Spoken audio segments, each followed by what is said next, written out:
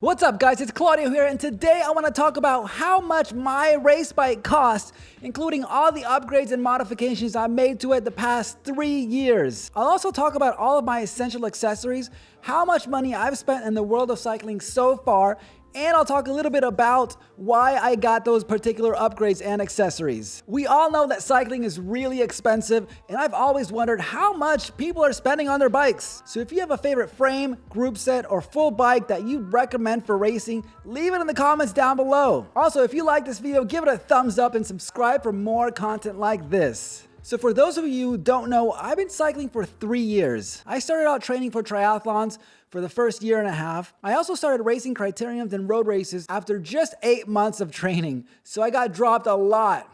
I actually got dropped from 16 races in a row before I finished with the group. Anyways, for the past year and a half, I've been fully committed to cycling, and I've made huge gains with TrainerRoad, and I'm looking forward to the 2021 race season. If you haven't seen my TrainerRoad 1 year review video, check it out in the description. And feel free to follow me on Instagram. It's where I post all my daily workouts on my Instagram stories, Claudio_Fiero. All right, let's get into my bike. The 2017 Cannondale SuperSix Evo disc mechanical Ultegra. This is the regular frame version, not the super light, more expensive high mod version. I want to explain that the only thing that is original to the bike I bought from the shop is the frame. Literally everything else has been upgraded over the past 3 years, and I'll go over each of those modifications. I also want to point out that this is the only road bike I've ever had and have ever ridden, so I can't compare it to other bikes. I bought the bike in late summer of 2017 in New York City. The sticker price was $3,000. I saw that there was a small paint chip on the frame, and I asked them if they could do anything about that, and they gave it to me for $2,700. Late summer and fall is a great time to buy a bike because bike shops are trying to get rid of all their inventory to make room for all the new inventory for next year. So they are more likely to give discounts. The stock bike came with Mavic training wheels, an 11/28/105 cassette, not the Ultegra cassette, because that's one of the ways that they try to cut costs is they just stick a 105 cassette in a bike that is supposed to be all Ultegra, and 52/36 front rings. It's a through axle in the front and a quick release in the rear. Let's pause and talk about group sets. Shimano has 3 levels. The 105, which is the most affordable, Ultegra, which is mid-range, and Dura-Ace, which is a top level. Here's a quick comparison. A 105 11/28 cassette costs $50 and weighs 284 grams. An Ultegra 11/28 cassette costs $83 and weighs 251 grams. A Dura-Ace 11/28 cassette costs $225 and weighs 193 grams. Any of these options are great for racing. I think the Ultegra level offers the most value, so I tend to stick with those components. If you're a beginner, I wouldn't worry about Dura-Ace. You'll most likely not be able to take advantage of that level of quality, since most of the things holding you back are going to be fitness and race strategy. The 105 level is a great place to start. I was brand new to cycling, so I needed some basic accessories. Jersey, $50. Bib, $80. Gloves, $20. Pedals. I went with the Shimano 105 version because they were out of the Ultegra. Those are $120. Bottle cages, $35. My first Garmin was Garmin Edge 520 for $250. My first heart rate monitor was a Garmin one, the triathlon version, $90. Now I have the Wahoo, which is great. It's like $50. Helmet, $50. Socks, $12. Saddlebag and tubes and stuff, $50. Shoes, Specialized S-Works, $400, marked down to $300. Okay, let's talk about these shoes. These are top of the line race shoes, super stiff and light. I would not recommend these for beginners because they're just way too expensive. Literally, the only reason I got them was because they were out of my size in some of the other shoes that were around $200. And this was the only one that had my size and they gave me the discount. So I was like, sure, whatever. But do not try to get these shoes if you're a beginner. They're just way too expensive and totally not worth it. It's fine getting $200, $150 pair of shoes to start out with. There's tons of shoes out there. Guys, if you have any recommendations for beginner shoes, put them in the description. We'd love to see. Total for the accessories of the day, $967. And the walkout price that day was $3,993. A few days later, I got a power meter. The Quarq D0 carbon 172.5 millimeter $1,079 shipped. Installation was about $30 from that same bike shop. This power meter has been very consistent and reliable. I've never had any problems with it, and I changed the battery about 4 to 5 months. You can calibrate it through your Garmin and you're good to go. It records both left and right side power so you can see if there are any imbalances in your legs. Mine's always like 52% right leg, 48% left leg. I gotta work on those single-legged split squats. I also have a Stages power meter, the left side version on my cross bike for like $650, works great. I also knew that I wanted a carbon wheel set. I saw the vegan cyclist advertising a set and I had to get it. Gotta love that VC. High wheels, 60mm 4-disc brakes, $1,537 shipped. These wheels are fast. If you don't have carbon wheels, I would recommend this as a second upgrade to your bike, the first being your power meter. You can really feel the transfer of energy going into the wheels, and the 60mm depth makes them really aerodynamic. They are naturally heavier than smaller carbon wheels and come in at 1,787 grams for the set. You could go for a brand name like Zip, which will be about 100 grams lighter, maybe more, for the same rim depth, but it will cost you double the price. I've never had an issue with these wheels, and they are the only set that I own and ride. I use them for crits, group rides, climbing races, everything. They're a little bit on the heavier side, so they excel on flat criteriums. Tires, Continental Grand Prix 5000s. I had the 4000s, they were great. I definitely have gotten flats on rough roads, but nonetheless, I like them. I can't really say I've noticed a difference between the 4s and the 5000s. If you've tried both versions and have noticed any difference, please let us know in the comments. $80 for the pair on Amazon. And that was my first complete setup for the first 2 years of racing. Super fast and reliable. The total investment was $6,720. Okay, now I want to pause and talk about how us guys can justify such huge expenses to our wives and girlfriends. How exactly do you tell your lady that you need a bike that costs $3,000, and then a few months later that you need a new set of wheels that costs $1,500, or in some cases, as much as the bike costs originally? This is a recipe for disaster, and I'm really curious to see how others have dealt with this. So let me know in the comments down below what kind of tips and tricks you use to get your partners to understand and be okay with such huge expenses. My ex-wife and I fought a lot about money, and there was no way she would have been okay with this. Actually, funny story, the way that I got into cycling was the week that she moved out and we split up. That's when I went out to the bike shop and spent all this money on a shiny new toy. And then I texted her a photo of it and was like, it's my money, I'll do what I want. And so a new cyclist was born. All right, my indoor trainer, and this is one of my favorite pieces of equipment, the Tacx Neo Smart Trainer, $1,500 with the mat. The mat was like $90 or something stupid.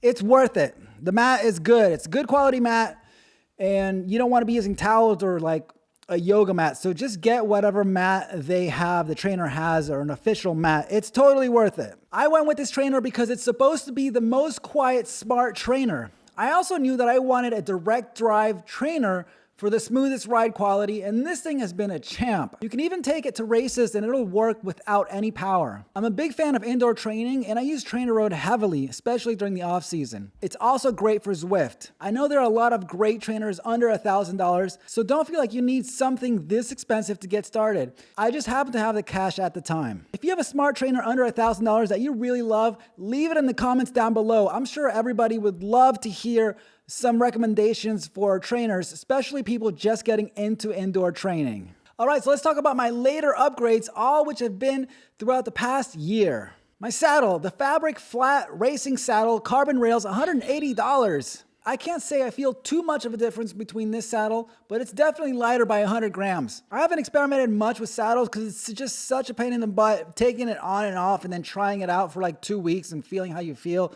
All that stuff. So if you have a favorite saddle for racing, let me know in the comments. Maybe I'll check it out one day. This saddle is an upgrade that I am happy with. The 1130 Ultegra Cassette, $88. Upgraded to 1130 from 1128. I definitely use that 30 gear a lot on local climbs, so it's worth having it. Also, I tend to change my cassette every 6 months along with my chain. I don't want to take any chances with something going wrong during a race. This is an upgrade that I am happy with. Di2 Ultegra Group Set Upgrade. $1,374 with an $80 installation fee. When I got this bike, I saw the Di2 version of it at the shop. I was blown away by this technology and I knew that one day I had to have it. I got a good deal during Black Friday and I installed most of it myself. The hardest part was threading the cable through the frame. I spent over an hour just doing that. I took it to the shop for them to finish indexing the gears and bleed the brakes. I have to say, having Di2 is a lot of fun. It took me a few weeks to get used to it. I kept changing in the wrong direction for some reason. But now the changes are so simple and clean. You never miss a gear. I'm not sure I'm actually benefiting in any way from my Di2.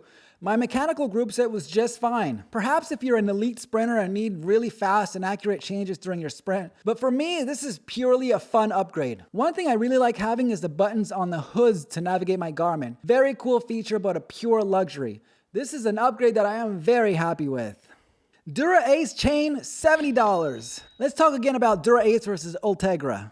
My Ultegra chain is 242 grams. My Dura-Ace, 232 grams with the same number of links. That's a 10 gram savings and $30 more expensive. Ultegra is heavier, but it will last longer. I change my chain about 2 times a year. With Dura-Ace, I'll probably have to go 3 times a year. Dura-Ace is used by professionals since they usually don't care about the costs and want the lightest equipment possible. They usually don't even pay for it, and it's constantly being swapped out by their mechanics. I simply got a Dura-Ace chain because they were out of the Ultegra version at the shop that one time. But I will be going back to Ultegra. This is just not an upgrade that I care about. Chinese carbon integrated handlebars, $115 shipped. Original aluminum bars were 506 grams. These carbon bars were 385 grams. That's 121 gram savings. This was a big gamble and straight from the manufacturer in China, lightcarbon.com. I got the 40 centimeter width to be a little bit more aero and integrated stem with the Di2 compatibility. They seem really strong and legit. The only downside is the hardware. It's aluminum and at first it didn't seem to hold tight. I had to constantly check it, especially before a race,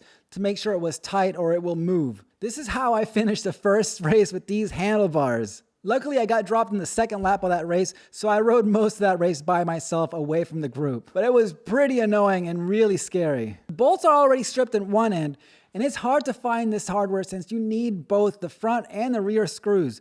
It doesn't actually screw into the stem like my old bars. I took it to the shop and they figured out that one side of the bolt is for tightening and the other side is just for holding. I only had to tighten one side, which was the side not stripped. Once I figured that out, they have been holding strong ever since. This was an upgrade that I was not happy with at first, but now 1 year later, I am very happy with. But purchase at your own risk. The Garmin 830 Edge, $400. This is a touchscreen version of my previous Garmin. It's great. The best feature is this Climb Pro feature. If you load your ride before starting, it will tell you when you get to a climb that is over 4% grade and guide you through it, showing you what is coming up ahead and how much longer you have to the peak. It's really helpful and the graph is fun to follow. This is all I'm gonna say about the Garmin. It's an upgrade that I am happy with. The hologram carbon seat post, $210. 194 grams versus the 305 grams of the original. That's 111 gram savings. This is one of my latest upgrades, which I installed just a few months ago. Besides the weight savings, it's actually a lot more comfortable than my aluminum counterpart. I put it through several 100-mile rides, and the first thing I noticed was the little bit of flex it had in it. At first, I thought I had a soft rear tire, but it was actually the seat post that was absorbing all the bumps. It's subtle, but a totally different riding experience. This is an upgrade that I am happy with. LT Woo rear derailleur pulley, $65 shipped. This thing looks really cool. A friend of mine had it and recommended it. It spins really smoothly and it's supposed to be better than the stock Quarq. This one actually has bearings. It's probably saving 1 to 2 watts and honestly, I can't tell the difference. I just like the way it looks. It's worth a try. The ceramic speed counterpart is $500 to $600. Not sure I will be spending that much for something like this right now, so this will have to do. When you upgrade to something like this, make sure you also change the chain size by adding a few links. I didn't do that and it still works, but I can tell that it will sit more comfortably if I add a few more links. For those of you that have the ceramic speed pulley system, let us know in the comments, is it worth it? Do you like it? Would you recommend it? How's it working out? This $65 version is an upgrade that I am happy with, but mostly because I like how it looks.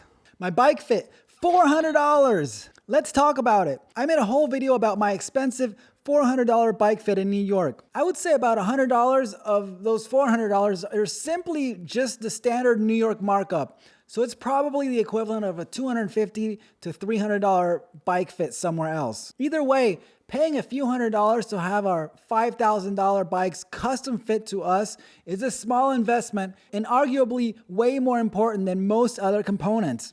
I've never had any issues riding my bike for long periods of time, and everything feels good. I use the same setup for crit racing that I use for 100-mile bike rides, and I'm happy with it. It's totally worth it, so check out my video in the description if you want to look into that.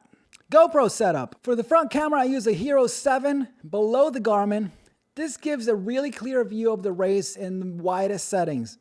I sometimes use a GoPro on my helmet. I just don't like the way it feels on my head with the added weight.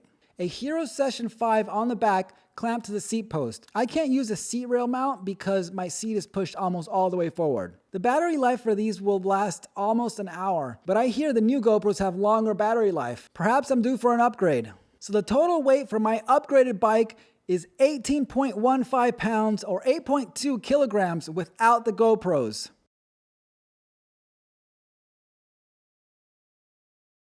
My real-world race weight is 18.96 pounds or 8.6 kilograms with 2 GoPros, which is what I ride with at every race. So as of now, my total investment on this bike and bike accessories, not counting GoPros and not counting multiple chains and cassettes, is $11,175. Pretty big investment, even over a 3-year period. And this is still only a mid-level bike. And by the way, if you guys want to know what I do for a living to be able to afford such an expensive hobby, check out this video that I made up on my band's channel. I work as a band leader in the wedding industry and made a whole video about how I went from $9 paychecks in 2010 to making $2,000 a night. Super insightful if you're a gig worker and self-employed. I'll leave the link in the description, so feel free to check out that video, leave a like, leave a comment, and subscribe if you feel up for it. Thank you. So I'd like to end this video talking about how people can afford such expensive bikes. What do you all do? Save up, buy in the used market, use your credit cards? When I got this bike from the shop, I remember I put half of it on a credit card and half of it on a debit card. But nowadays, I won't even touch my credit card for bikes or anything bike related. It's just too much of a slippery slope and you can really get caught up paying a ton of interest if you're not careful. If you're a beginner shopping for a bike, don't get caught up with the expensive stuff. Carbon is great, but so is aluminum. I'd recommend getting a used Cannondale SuperSix Evo, the 105 version with caliper brakes. You can easily find some of these on eBay or Craigslist for $1,500, maybe $2,000 for the full bike. And that will get you through all of your races your first few years. My bike is complete overkill for someone like me. Trust me, I'm not even close to utilizing its full potential. All those times that I got dropped were never because of my bike or equipment. It was because of my lack of fitness and strategy. I remember getting dropped by guys on 20-year-old iron bikes. So the best investment you can make is on your fitness. Just be consistent and eventually you'll make a lot of gains. That being said, this bike build is slightly on the heavier side if I were a pure climber, which I'm not. If I wanted a pure climbing setup, I would go with shallower wheels like 30mm depth, which would take off over 300 grams. And if I wanted to go even lighter, I'd have to upgrade to the high mod version of this frame, which Cannondale sells for $2,000, maybe $2,500. Then I could get the total weight of the bike down to 17 pounds, maybe less. But at my stage, I'd rather just lose a couple pounds of body weight and train harder and see how far I can take this bike. I told myself that I wouldn't get a new race bike until I put this bike on the podium. So thank you so much for watching this video. If you enjoyed it, give it a big thumbs up and subscribe for more content like this. And let me know all your comments and questions down below. I'd love to hear what you guys are racing on these days. See you on the next one. Peace.